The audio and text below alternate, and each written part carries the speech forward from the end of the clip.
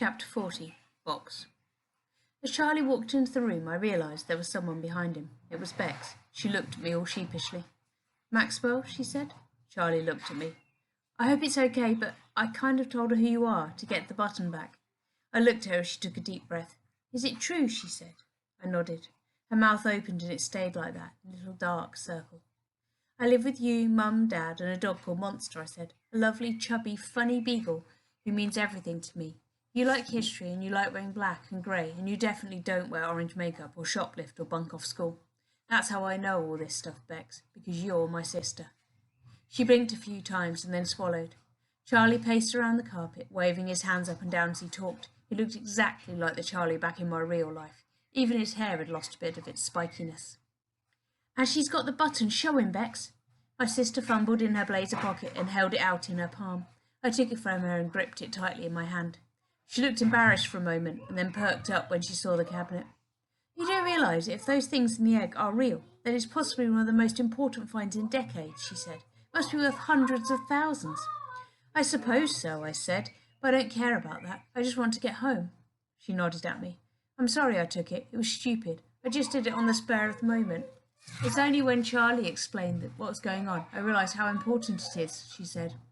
"Even if it does sound a bit far-fetched." I shrugged. "That's okay. I've done far worse things to you in my life," I said.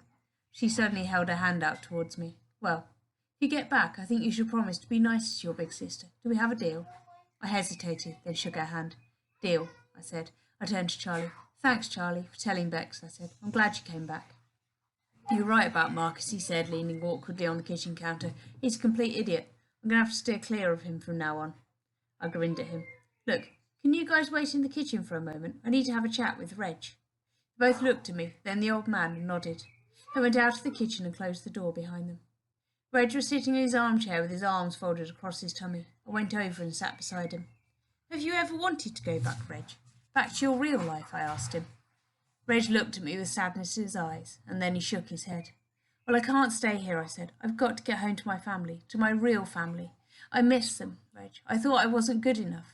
I thought things would have been better for everyone if I'd just never been born. But I was wrong. I am important, Reg. They do need me, and I want to go home." What was going to happen to me? I couldn't live here forever. Reg looked at me and smiled. "I think you'll find a way home, Maxwell. And do you know why?" he said. I shook my head. "Because you feel it in here," he said, patting his chest. His eyes filled with tears. It must have been so hard to say that the world was better off without him in it. But then I felt that myself, hadn't I? And now it couldn't be further from the truth. I picked the egg up from the sofa and took it over to the cabinet. I could hear Bex and Charlie talking in the kitchen. I didn't want them to be here when I tried. I wanted to do this on my own. I looked at the egg in my hands. This was it. This was my moment to get home. It was important. I was important. I could see that now.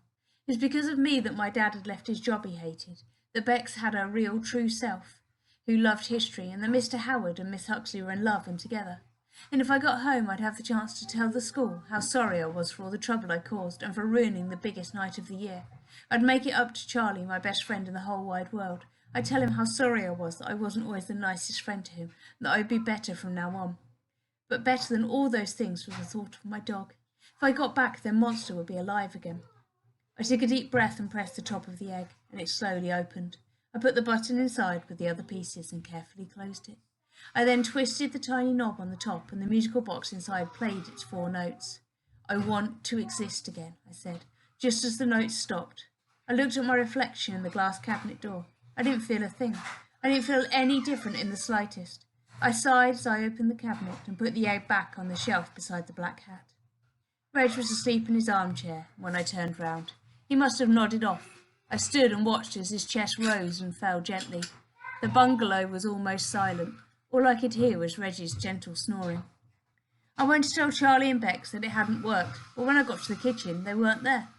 "Charlie, Bex," I said. I hadn't heard them leave. Where were they? I opened the door and looked down the path, but there was no sign of them. My heart began to pound. I ran into the lounge, looking around, and spotted it straight away. It was back on the mantelpiece, where it always had been.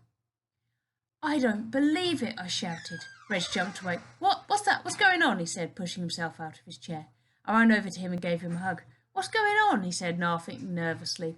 I held onto his hands and did a little jig. It's me, Reg, it's Maxwell, I said, trying not to laugh. I went over to the mantelpiece and picked up the framed drawing I've done of Reg. The picture of something in my town that I was most proud of, the one that had won first prize. I gripped it between my hands, grinning as my heart beat in my chest. I'm back, I said.